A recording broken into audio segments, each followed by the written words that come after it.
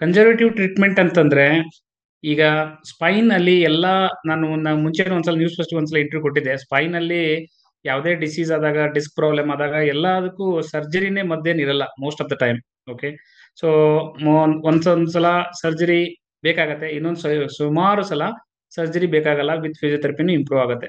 ಇವಾಗ ಆತರ ಅವಾಗ ಈ ಕನ್ಸರ್ವೇಟಿವ್ ಮ್ಯಾನೇಜ್ಮೆಂಟ್ ಏನಂತಂದ್ರೆ ಅದರಲ್ಲಿ 3 ಭಾಗಗಳಾಗಿ ಡಿವೈಡ್ ಮಾಡ್ಬೇಕಾಗತ್ತೆ. ಒಂದು ಪೇನ್ ರಿಲೀಫ್ಗೆ ಮೆಡಿಸಿನ್ಸ್, ಅದು ನಮ್ಗೆ ದೇಹದ ಮೇಲೆ ಜಾಸ್ತಿ ಪರಿಣಾಮ ಆಗದೆ ಇರುವಂತ ಮೆಡಿಸಿನ್ ಗಳನ್ನ ಕೊಡೋದು. ಅದು ಇನ್ಫ್ಲಮೇಷನ್ ಅಲ್ಲಿ ಏನಾಗಿರುತ್ತೆ ಅದನ್ನ ಕಂಟ್ರೋಲ್ ಮಾಡುತ್ತೆ. ಮಸ್ಕ್ಯುಲರ್ ಸ್ಪಾಸಮ್, ಬೆನ್ನಲ್ಲಿ ಡಿಸ್ಕ್ ಹೊರಗಡೆ ಬಂದಾಗ ಅಕ್ಕಪಕ್ಕ ಮಾಂಸಖಂಡಗಳು ಗಟ್ಟಿಯಾಗಿ ಅದನ್ನ ತಡೆಯುತ್ತೆ. ಹೇಗಂದ್ರೆ ನಾವು ಯಾಕೆ ಕೆಮ್ತೀವಿ ಅಂದ್ರೆ ನಾವು ಊಟ ಮಾಡ್ಬೇಕಾದ್ರೆ ಏನಾದ್ರೂ ನಮ್ದು ಶ್ವಾಸಕೋಶದಲ್ಲಿ ಅದು ಅನ್ನನಾಳದಲ್ಲಿ ಹೋಗೋಕೆ ಬದಲಾಗಿ ಶ್ವಾಸಕೋಶಕ್ಕೆ ಹೋದಾಗ ನಾವು ಕೆಮ್ತೀವಿ, ಅದು ರಿಫ್ಲೆಕ್ಸ್ ಮೆಕ್ಯಾನಿಸಮ್. ಹಾಗೆ ಡಿಸ್ಕ್ ಏನೋ ಪ್ರಾಬ್ಲಮ್ ಆದಾಗ ಅದರ ಪಕ್ಕದಲ್ಲಿರುವ ಮಸಲ್ಗಳು ಗಟ್ಟಿಯಾಗಿ ಡಿಸ್ಕ್ ನ ಫರ್ದರ್ ಪ್ರೊಲ್ಯಾಪ್ಸ್ ಆಗದಿರಂಗೆ ನಡ್ಕೊಳ್ಳುತ್ತೆ. ಅದಕ್ಕೆ ಮಸ್ಕ್ಯುಲರ್ ಸ್ಪಾಸಮ್ ಅಂತೀವಿ. ಆ ಮಸ್ಕ್ಯುಲರ್ ಸ್ಪಾಸಮ್ ನ ಪ್ರಿವೆಂಟ್ ಮಾಡಕ್ಕೆ ನಮ್ಗೆ ಸ್ವಲ್ಪ ಮೆಡಿಸಿನ್ಸ್ ಇರುತ್ತೆ, ಅದು ಒಂದು. ಆಮೇಲೆ ಒಂದು ಏನಾದ್ರೂ ಲೋಕಲ್ ಅಪ್ಲಿಕೇಶನ್ ಅಂದ್ರೆ ಒಂದು ಆಯಿಂಟ್ಮೆಂಟ್ ಇರ್ಬೋದು, ಏನಾದ್ರೂ ಒಂದು ಜೆಲ್ ಇರ್ಬೋದು, ಅದು ಸೆಕೆಂಡ್. ಥರ್ಡ್ ಬಂದ್ಬಿಟ್ಟು ಫಿಸಿಕಲ್ ಥೆರಪಿ ಅಂದ್ರೆ IFT ಮತ್ತು ಅಲ್ಟ್ರಾಸೌಂಡ್ ಮಸಾಜ್ ಅಂತ ಇರುತ್ತೆ. ಅದನ್ನ ಮಾಡಿದಾಗ around 20 to 30% of the inflammation or secondary muscular spasm or the pain will come down. ಅದು ಸೆಕೆಂಡ್ ಲೈನ್.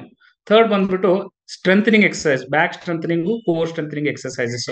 ಆ back strengthening, core strengthening exercise ಮಾಡಿದಾಗ ಮಾಂಸಖಂಡಗಳು ಗಟ್ಟಿ ಆಗ್ಬಿಟ್ಟು ಈ ಬೆನ್ನ ಮೇಲೆ ರಿಫ್ಲೆಕ್ಸ್ ಮೆಕ್ಯಾನಿಸಮ್ ಇಂದ ಅಥವಾ ಈ ನರಗಳ ಮೇಲೆ ಮತ್ತು ಡಿಸ್ಕ್ ಪ್ರಾಬ್ಲಮ್ ಆಗಿರೋದನ್ನ ತಡೆಗಟ್ಟಕ್ಕೂ ಇಂಪ್ರೂವ್ ಆಗುತ್ತೆ. ಇದು ಎಲ್ಲಾ ಸೇರ್ಬಿಟ್ಟು ಕನ್ಸರ್ವೇಟಿವ್ ಟ್ರೀಟ್ಮೆಂಟ್ ಅಲ್ಲಿ ಇದು ಒಂದು ಮೆಡಿಕಲ್ ವಿಂಗ್. ಇನ್ನೊಂದು ನಾನ್ ಮೆಡಿಕಲ್ ಏನಂತಂದ್ರೆ ಎರ್ಗೊನಾಮಿಕ್ಸ್. ಅವ್ರು ಹೇಗೆ ಕುತ್ಕೋಬೇಕು, ಹೇಗೆ ಅವರ ಲೈಫ್ ಸ್ಟೈಲ್ ಇರಬೇಕು, ಯಾವ್ಯಾವ ಆಕ್ಟಿವಿಟೀಸ್ ಮಾಡಿದ್ರೆ ಆ ಬ್ಯಾಕ್ ಪೇನ್ ಜಾಸ್ತಿ ಆಗಿರುತ್ತೆ, ಯಾವ್ಯಾವ ಆಕ್ಟಿವಿಟೀಸ್ ಮಾಡದೇ ಇದ್ರೆ ಬ್ಯಾಕ್ ಪೇನ್ ಕಂಟ್ರೋಲ್ ಅಲ್ಲಿ ಇರುತ್ತೆ, ಅಥವಾ ಯಾವ ತರ ಚೇರ್ ಯೂಸ್ ಮಾಡಬೇಕು, ಅಥವಾ ಯಾವ ತರ ಚೇರ್ ಡೆಸ್ಕ್ ಯೂಸ್ ಮಾಡಬೇಕು, ಹೇಗೆ ನಮ್ದು ಡೆಸ್ಕ್ಟಾಪ್ ಹೈಟ್ ಅಥವಾ ಡೆಸ್ಕ್ ಅಂದ್ರೆ ಕಂಪ್ಯೂಟರ್ ಇಂಜಿನಿಯರ್ಸ್ ಇದ್ರೆ ಅವ್ರದ್ದು ಡೆಸ್ಕ್ಟಾಪ್ ಮತ್ತೆ ಟೇಬಲ್ ಹೈಟ್ ನ ಹೇಗೆ ವೇರಿಯೇಷನ್ ಮಾಡಬೇಕು, ಇದಕ್ಕೆ ಎರ್ಗೊನಾಮಿಕ್ಸ್ ಅಂತಾರೆ. ಸೊ ಕನ್ಸರ್ವೇಟಿವ್ ಟ್ರೀಟ್ಮೆಂಟ್ ಏನಂದ್ರೆ ಮೆಡಿಸಿನ್ಸ್, ಆಯಿಂಟ್ಮೆಂಟ್ ಒಂದು ಭಾಗ.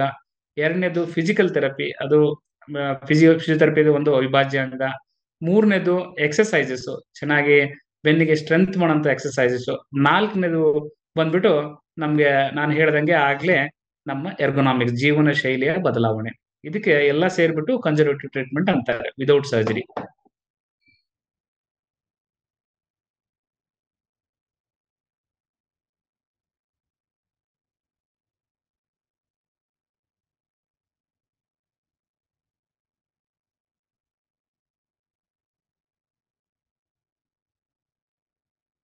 ಇಲ್ಲ, ನನ್ಗೆ ಹಾನೆಸ್ಟ್ಲಿ ಐ ಮೀನ್ ಆ ಕೇಸ್ ಬಗ್ಗೆ ಏನು ಗೊತ್ತಿಲ್ಲ. ಅಂದ್ರೆ ನಾವು ನೋಡಿಲ್ಲಲ್ಲ ಅವ್ರನ್ನ. ಅಂದ್ರೆ ಆ ಜಜ್ಮೆಂಟ್ ಆ ಡಾಕ್ಟರ್ ಯಾರು ಟ್ರೀಟ್ ಮಾಡ್ತಾ ಇರ್ತಾರೆ ಅವರೇ ತಗೊಂಡಿರ್ತಾರೆ. ಅದ್ ಹೇಗಿರತ್ತಂದ್ರೆ ವೆರೆವರ್ ಪಾಸಿಬಲ್, ಅಂದ್ರೆ wherever possible surgery if can be avoided, it can be avoided. ಅಂದ್ರೆ ಸ್ಪೈನ್ ಅಲ್ಲಿ ಎಲ್ಲಾ ಎಲ್ಲಾ ಡಾಕ್ಟರ್ಗಳು ಅದೇ ತರ ಟ್ರೀಟ್ಮೆಂಟ್ ಮಾಡ್ತಾರೆ. If they are responding very well to the physiotherapy conservative line of management, definitely that will be the first line of treatment. Surgery ಯಾವಾಗ indicated ಇರತ್ತಂದ್ರೆ ಸರ್ಜರಿ ಆ ನರಗಳ ದೌರ್ಬಲ್ಯ ತುಂಬಾ, ಬೆನ್ನು ಮೂಳೆಯಲ್ಲಿ ಆ ಡಿಸ್ಕ್ ಪ್ರೊಲ್ಯಾಪ್ಸ್ ಆಗ್ಬಿಟ್ಟು ನರದ ಮೇಲೆ ಕುತ್ಕೊಂಡು ನರಗಳ ದೌರ್ಬಲ್ಯ ಆಗಿ ಕಾಲಲ್ಲಿ ಶಕ್ತಿ ಏನಾದ್ರೂ ಕಡಿಮೆ ಆದ್ರೆ, ಅಥವಾ urine bowl and bladder involvement ಆದ್ರೆ, ಅಥವಾ ನಾವು ಎಷ್ಟೇ ನಾವು ಕಷ್ಟಪಟ್ಟು ಫಿಸಿಯೋಥೆರಪಿ ಕನ್ಸರ್ವೇಟಿವ್ ಮ್ಯಾನೇಜ್ ಮಾಡಿ ಅದನ್ನು ಸಕ್ಸಸ್ ಆಗ್ಲಿಲ್ಲ ಅಂದ್ರೆ ಅವಾಗ ಸರ್ಜಿಕಲ್ ಇಂಡಿಕೇಶನ್ ಇರುತ್ತೆ. ಪ್ರೊಬಬ್ಲಿ ಇವರು ಫಿಸಿಯೋಥೆರಪಿಗೆ ಚೆನ್ನಾಗಿ ರೆಸ್ಪಾಂಡ್ ಮಾಡ್ತಾ ಇದ್ರೆ doctor the clinician who is treating ಅವರು ಆತರ ಡಿಸಿಷನ್ ತಗೊಂಡಿರ್ಬೋದು. ಲೈಕ್ ಫಿಸಿಯೋಥೆರಪಿ ಮತ್ತೆ ಕನ್ಸರ್ವೇಟಿವ್ ಮ್ಯಾನೇಜ್ಮೆಂಟ್ ಮಾಡಿದ್ರೆ ಇವ್ರು ಇಂಪ್ರೂವ್ ಆಗ್ತಾರೆ ಅಂತ ಜಜ್ಮೆಂಟ್ ಬಂದಾಗ ಸರ್ಜರಿನ ಸ್ವಲ್ಪ ಪೋಸ್ಟ್ಪೋನ್ ಮಾಡಿರ್ತಾರೆ. ಹಾಗೆ ಬಂದ್ಬಿಟ್ಟು ಇವಾಗ ತುಂಬಾ ಇಂಪ್ರೂವೈಸೇಷನ್ ಇದೆ ಸರ್ಜರಿಯಲ್ಲಿ. ಮೈಕ್ರೋ ಡಿಸ್ಟೆಕ್ಟಮಿ, ತುಂಬಾ ಮೈಕ್ರೋಸ್ಕೋಪಿಕ್ ಸರ್ಜರಿ, ಎಂಡೋಸ್ಕೋಪಿಕ್ ಡಿಸ್ಟೆಕ್ಟಮಿ, ಇದೆಲ್ಲ ತುಂಬಾ ಅಡ್ವಾನ್ಸ್ಡ್ ಟೆಕ್ನಾಲಜಿಕಲ್ ಸರ್ಜರಿ ಬಂದಿದಾವೆ ಇವಾಗ. ಬಂದಿರೋದ್ರಿಂದ ಮುಂಚೆ ತರ ಏನು ಸ್ಪೈನ್ ಸರ್ಜರಿ ಆಗ್ಬಿಟ್ರೆ ಮುಂಚೆ ಏನು ಮಾಡಕ್ ಆಗಲ್ಲ ಅಂತ ಏನಿಲ್ಲ. ಎಲ್ಲಾನು they can go back to the normal life. But ಸರ್ಜರಿನೋ ವೆರೆವರ್ ಪಾಸಿಬಲ್ ಸರ್ಜರಿನ ಅವಾಯ್ಡ್ ಮಾಡಿದ್ರೆ ಅದು ಇಂಡಿವಿಜುವಲ್ ಆ ಕ್ಲಿನಿಷಿಯನ್ ಮೇಲೆ ಇರುತ್ತೆ. ಅವ್ರು ಯಾರು ಟ್ರೀಟ್ಮೆಂಟ್ ಮಾಡ್ತಾ ಇರ್ತಾರೆ ಅವರು ಮತ್ತು ಪೇಷಂಟ್ ಪರ್ಸನಲ್ ಡಿಸ್ಕಷನ್ ಡಿಸಿಷನ್ ಮೇಲೆ ಇರುತ್ತೆ. ನ್ಯೂಸ್ ಫಸ್ಟ್, ನಿರ್ಭೀತಿಯಿಂದ ನಿಮ್ಮ ಪರವಾಗಿ.